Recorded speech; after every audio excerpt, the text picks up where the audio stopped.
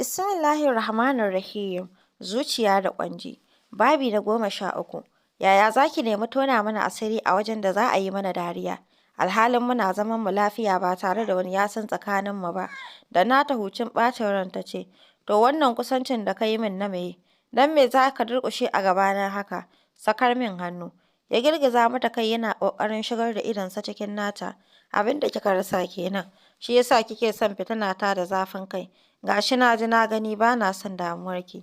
Haba Fatima, me ya yi zafi? Ta nemi ƙwace hannunta ta kasa. Nema yake ma ya fice haka. Sai kawai ta sallama tare da zafafa murya ta ce, ban gane abin da na rasa kenan ba. Ya kuma tare ta da tasa muryar mai kama da raɗa. Haka na ce, ba ki san rashin kusanci da masoyi yana mayar da mutum masifaffen ƙarfi da yaji ba tare da an ankara ba. Kaɗaici ya yi miki yawa Fatima. Ina son nuna jarumta wajen abotakar gangar jiki ba ruhi kawai ba nake faman ɗawainiya da shi. Ina ganin hakan zai sanyaya zafin kanki. Ranta ya yi mugun ɓaci. Ga shi ba ta da matakin ɗauka, domin ya kanainaye ta. Haɓarsa a kan gwiwarta ya kuma matse tafukan hannunsa da juna. Ita da ta kwashi masifa da neman 'yanci ga abin da ya fi 'yanci ta zunguro wa kanta. Hawaye ya fara biyo kuncinta. Ya buɗe baki yana mata kallon mamaki, kamar bai san me ke akwai ba. Ya ce, to wannan hawayen na meye? Ta ce, na wannan rungumar da kake min ne. Bisa wacce alaƙar za ka dinga haɗa jikinka da nawa? Kai tsaye ya magantu. Kin san duk duniya babu wanda ya isa ya haɗa jikinsa da naki, bai zama abin tir ba. Duk kuwa da fuskar da kika dubi aurenmu. Ni maganar wayoyina nake maka ba maganar wani aure ba. Kai ma ai ka san auren da yadda aka ƙullo shi, babu kuma wanda ya isa ya warware wannan ƙullin. Ta faɗa a gajiye. Shi kuma ya ɗora cikin karsashi. An haɗo da ƙudurorin zuciya a wancan ƙullin. In an haɗo ki faɗa min, zan yarda abin da nake ji a raina game da ke yau zuciyata ta haife shi. Tattara numfashinsa cikin tsartin hawaye. Abdul, kai ka ɗauki wayoyina? Ya yi zuru kawai yana kallon ta. Sai can ya girgiza kai yana murza tafin hannunta cikin nasa. Ta ga rikici da yawa a idanuwansa, amma sai ta ɗauke su ƙanana akan wanda ke cin wuta a cikin zuciyarta. Ta haɗiye wani ƙududun baƙin ciki sannan ta dubi tsakiyar idonsa ta ce, na ji baka ɗauka ba. Idan a yanzu ka yi min abin da ka aure ni a kansa wato saki, kwana 14 da 13 ai duk ɗaya ne. Saboda haka sallame ni sai zuciyata ta nutsu ba kai ka ɗauka ba. Bata damu ba sai ta ji amsarsa. Kawai sai ta kwantar da kai a majinginar kujera. Ya saki hannunta a hankali sannan ya koma hannun kujerar da take zaune. Ya sunkuya ya fara lasar leɓɓanta har ya kai ga tsotsar, ko motsi ba ta yi ba, bare alamar za ta hana shi. In ta gudu ina za ta? In ta nuna masa ƙarfi a matsayinta na wacce jarumar? Don kansa ya zaɓi saurara mata. Sannan ya miƙe yana ɗan kai komo a tsakiyar falon. Can ya dube ta yana riƙe da dunƙulallen hannunsa ya ce, ni na ɗauki wayoyin. Ta ɗage cikin tsartin hawaye ta ce, Abdul, ina shawartar ka da ka lura da zuciyarka. Don ba ka sa ta aiki ba, to ita za ta saka ka. Ka je, ina tsimayen ka gobe. Ya yi mata duba na 'yan sakanni sannan ya kaɗa kai ya fice yana ce mata godiya nake. Ta bi shi da kallo har ya ɓace. Lokacin da gaba ɗaya duniyar ta yi mata ƙunci da zafi. A falonsa wajen Baba Sa'adiya bare Hindatu. Sai ransa ya yi masa zaƙi matuƙa, don bai ba wa ƙwaƙwalwarsa damar tanadin ƙwanjin da zai karɓi ƙalubalen Sa'adiya ba, wacce ke taƙama da girkin gari banza ma ina kuma ga an taɓa mata shi a irin wannan lokacin. Da sauri ya garkama ƙofarsa don kar ta dawo. Ya shige ɗaki a gajiye ya faɗa gado. Yau ya zunguro wa kansa fitina. Ya san kuma ba za ta jijjiga shi da wasa ba. Ga Sa'adiya ga Hindatu, ga kuma wacce ta ninke su a tashin hankali ta shanye, wato Fatima. Da yake dama tuni ya shirya wa wannan yaƙin na Fatima, sai jarumtarsa ta ba shi damar bacci a wannan daren. Har ma ya sallaci ƙarshensa tare da miƙa wa Ubangiji kokensa, kamar yacce ya saba. Ya kuma roƙi Allah ya ba shi sa'ar cinye jarrabawar da ya yi masa na jarrabarsa da matsanancin son Fatima, duk da hatsarin da ke tattare da nuna mata so.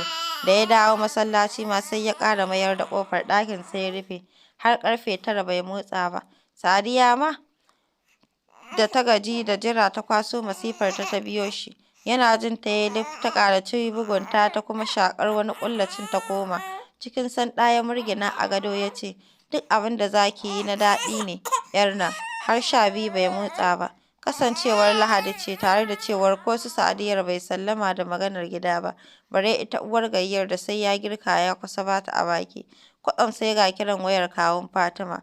Na ɗaga cikin zaƙuwa suka gaisa ya ce masa, Allah ya sa kana gida, yau na ɗauko Momi za mu kawo muku ziyara. Za mu biya wani guri nan da awa ɗaya za mu ƙaraso. Haba, wani matsanancin farin ciki ya kulle shi, ya dinga zuba wa Allah godiya.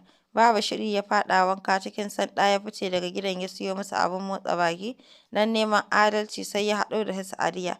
Fatima kuwa dama baya maganarta, ya san ta ƙoshi da rikicin da ta tanadar masa. Ya dinga ƙwanƙwasa ƙofar Sa'adiya tana sharewa, sai kawai ya rabu da ita ya koma kan Hindatu don kamar a kan ƙaya yake. Tsoro yake kar Fatima ta fito ta tsinka shi a tsakar gida. Ƙofar Hindatu a buɗe take, yana shiga suka yi kicibis. Kawai sai ya miƙa mata leda ba tare da ya tanka ba, fuskarsa kuma babu walwala. Ta karɓa tana mamakin wannan irin matsewa.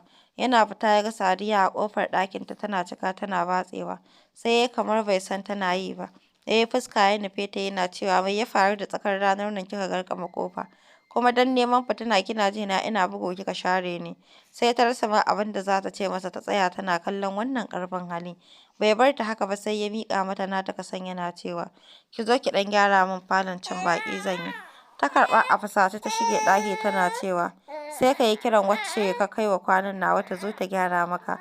Ai ba 'yar aiki ka ajiye ba. Ya ji wani sanyi ya ratsa zuciyarsa. Wani lokacin da tagagi daɗi ne da shi. Yanzu ɗan lallaɓa ta yi ya yarda ya yi laifi dai ta birkice masa. Awa ɗaya ba ta cika ba su kawu suka ƙaraso. Ya sauke su a falonsa da karramawa ya yi ta ɗawainiya da su. Har su Momi ta kai ga zolayarsa. Ina Zahra'un kake wannan ɗawainiya da kanka? A ladabce ya amsa mata. Ɗan baccin azahar ta kwanta bari na taso ta. Ya fice gabansa na faɗuwa zuwa ɗakin Fatima. Bakinsa cike da addu'a, kamar a kan ƙaya take. Sau biyu ya ranƙwashi ƙofar sai ga ta buɗe tana sanye da hijabi. Don raina hankali har da ke ya dube ta sama da ƙasa fuskar nan ta taɗi babu alamar ta taɓa dariya. Ta miƙo masa hannu, sai ya ji ma dariya. Ta miƙo masa hannu, kawai sai ya ji dariya tana neman kubce masa. Kawai sai ya yi fuska ya ture ta ya wuce ciki. Ya juyo ya fuskance ta yana magana kamar baya so. Kin ga ban shigo ba tun safe ko? Ban ji daɗin jikina ba ne. Ta kiɓa baki, gami da gyara riƙon kit ɗin a hannunta ta ce, Allah ya sauwaƙe ina jinka.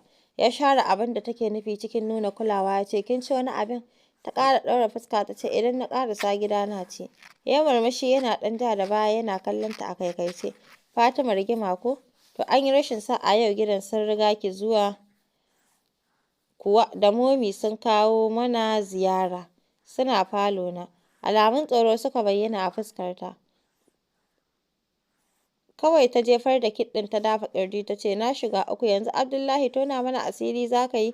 Ya yi saurin girgiza kai, a'a Fadima Allah ne dai ya kawo su tun wancan satin yake min maganar za su zo. Ta sulale a kan kujera a gajiye kamar wacce ta yi gudun fanfalaƙe. Ta rafka uban tagumi tana dubansa. Sai kawai hawaye ya fara shitata a idonta. Ya matsa kusa da ita yana girgiza mata kai ya ce, to kukan fa? Ta fara goge hawaye wani na ɓullowa. Ta juya hannu ta ce, Abdul su kawu ba su iya zuwa ba. Da wacce dabara za ka sallame ni na bar gidan nan a yau ba tare da sun gane me ya faru ba. Ya dinga yi mata kallon tsabar son kanta da ɓata lokacinta wajen faɗin maganar da ba za ta yi mata amfani ba, ko da yake a kan sharaɗinta take. Ba ta san me ya so ba, tunda ba ta taɓa ɗanɗanar zaƙinsa da ɗacinsa ba, shi ya sa take wasarere da irin wannan alaƙar da ke samar da shi, kuma ƙila ta yi amanna da cewa sai ka ga dama kake so, idan ka ga hagu sai ka ƙi. Amma da yake an ce yaƙi ɗan zamba ne, kuma ya yi digiri a kansa, sai ya bayyanar da fuskar alhini sosai ya ce duk wayonta sai ta gazgata shi ya ce, ni ma abin da ya dame ni yanzu kenan. Ina ganin sai dai ki ƙara min lokaci ko kwana biyu ne ki karɓi girki kenan. Akwai batutuwa da nake so mu tattauna kafin ki tafi. Ba zan rufe ki ba Fatima. Ina shakkar dalilin da ya sa kike son komawa Alhaji ya isa ki salwantar da darajar ki domin sa. Ban yarda gigin so ne ke ɗibar ki ba, kuma ba na yi miki mummunan zato domin kuɗinsa kike so ki koma ɗin. To a matsayina na musulmi ɗan uwanki ina son shawartar ki. Kafin ki tafi, ki fahimce ni. Da sauri ta girgiza kai, ba na so na fahimce ka. don ba na tsammanin shawarar taka za ta yi min wani amfani. Ko ma wanne nazari kai akan dalilin komawa ta gidansa, ai dalili ne, da na kuɗin da na soyayyar, da ma na wani abun daban. Idan ya gamsar da ni ai shi kenan, babu abin da ya shafe ka. Ya amsa mata, shi kenan. Yanzu ina muka tsaya da maganar ƙarin kwana biyu? Nan ma ta girgiza kai ta ce ko kwana ɗaya ba zan ƙara ba.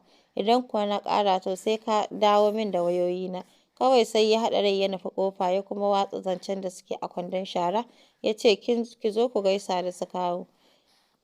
Sauri suke yi. Da sauri ta sha gabansa ta riƙe shi. Sai dai ta kasa magana, bakinta sai motsi yake. Ya dubi fuskar ta, ya dubi hannun da ta riƙe shi, sannan ya kuma dubanta da shaƙaƙƙiyar murya ya ce, ba zan jure shaƙar numfashinki ba, caka niki ban hanya na wuce. Ba zan jure ba. Ta haɗiye wani tuƙuƙin takaici ko za ta samu damar magana, amma ya gagara. Ya yi tunanin ya yi maganinta, sai ya tuna su kawu da ke jiransu, kawai sai ya ture ta ya wuce yana cewa, ya rage naki, ki san da fuskar da za ki tarbe su. Ni dai na alƙawarin kina ƙofa ne kuma zan yaga. Ya fice ya bar ta. Duk da cikin ruɗu take, ba ta ɗauki lokacin nazarin mafita ba, da gudu ta bi bayansa tana goge hawaye.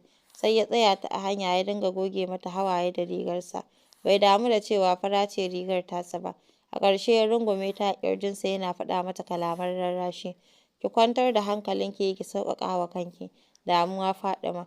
Duk wannan ƙuncin ina zaton masa sauƙi. Haƙuri da rashinsa kaɗan ne. Ya ɗago kanta, idanuwanta a bushe babu alamar hawaye. Ya ƙara murje fuskarta da hannayensa masu taushi, sannan ya ja hannunta suka tafi. Da natsuwarta ta isa ga kawo, fuskarta da walwala sosai. Suka gaisa sannan ta koma ga Momi ta harɗe mata da shagwaɓar nuna kewa. Ta ce, amma dai ba wajena kuka zo ba Momi, tun da kuka sauka ɗakin Abdul. Cikin jin daɗi kawu ya ce, ni dama ba wajenki na zo ba wallahi. Godiya na zo yi wa Abdullahi. Tana satar hararar Abdullahi ta ce, da ya yi me kawu? Bayan ya kulle ni ya hana ni zuwa wajenku. Don Allah kawu gobe a kawo min motata. Ya ji wani sanyi ya ratsa zuciyarsa. Nan take dama ta samu ga Abdullahi. Ya yunƙura cikin ladabi ya ce, don Allah kar a kawo mata kawu. Ni ba na son yawo, ita kuma na fahimci ba ta son zaman gida. Ni idan son samu ne ma ta yi irin wata 6 nan ba ta fita ba. Fatima na zabga masa harara, kawu na ƙarfafa masa gwiwa. To don me za a kasa samun abin da ake da iko? Me za ta fita ta tsinta? Idan dan ta mu ne, na ɗauki nauyin zan dinga ɗauko Momi duk ƙarshen wata muna zuwa ganinta. 'Yan uwanta maza su dinga zuwa. Momi ma ta ce haka ne. Ni ma ban goyi bayan ka bar ta fita barkatai ba.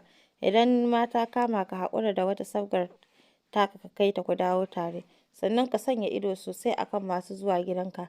Duk matar da tarbiyyarta ba ta yi maka ba, kar ka ji shakkar komai ka hana ta zuwar maka gida. Turƙa shi. An kwance min zani a kasuwa. Fatima ta faɗa tana kallon Abdullahi, wanda kamar ya kifa saboda gajiya. Babu yacce ta iya, dole ta haɗiye maitarta. Ita ma ta ɓullo ta wata ƙofar ta roƙon wayar hannun Momi, tare da togaciyar nata sun faɗa ruwan zafi sun tsaya. Nan ma Abdullahi ya sako baki. Kar ki ba ta wayarki Momi, jiya fa aka yi abin kuma yau ɗin nan zan kawo mata wasu. Nan ma ta kuma shanyewa ta ce, Momi zo mu je can. Rob ya dubi agogo ya ce, a'a ta zo mu tafi. Yaya abokan zaman naki, kuna zaune lafiya ko? Nan ma kar Abdullahi ya ce, lafiya ƙalau kawu. Fatima kira su gaisa. Wani ƙaton abu ya daki zuciyar Fatima. Sai ta yi sararo tana duban Abdullahi. Amma tana lura da yadda iyayenta suka sa mata ido, sai kawai ta tashi ta fita ba tare da ta san abin yi ba. A takaice ma ko ƙofar ɗakin kowaccensu ba ta sani ba. Kawai sai ta tsaya jikin ƙarfen tanki tana ƙananan hawaye. Dama ga ta da arhar kuka. Shi ya san ya yi ƙulli, babu jimawa sai ga shi ba tare da ya girmama laifin da ya yi mata ba. Ya hau share mata hawaye ya ce, yi haƙuri zo mu kira su tare. Bai jira amsar ta ba, ya ja hannunta suka nufi ɗakin Sa'adiya. Da sauri Sa'adiya ta bar jikin taga ita ma da tata ƙwallar. Don tuni take leƙensa tun daga rarrashin ɗazu da ya yi mata tana ganin su. Komai ya yi mata ɗaci. Don ta hango tsabar ƙauna da sadaukarwa a idanuwan Abdullahi a Fatima. Fiye da zaton ko shauƙin da ke rikita shi. Ba ta taɓa samun shi a salube kamar yadda ta gan shi da Fatima a yau ba, wanda komai nasa na nuna ƙauna a gare ta. idanuwansa, harshensa da sautinsa, wanda duk suna samun umarni ne daga ƙwaƙwalwarsa. Bayan zuciya ta sanar da ita sun haɗiye tarin ƙaunar Fatima, tana jin sai dinga bugu sai da ta yi yaƙi da zuciyarta, sannan ta zo ta buɗe ƙofar. To masu saurare.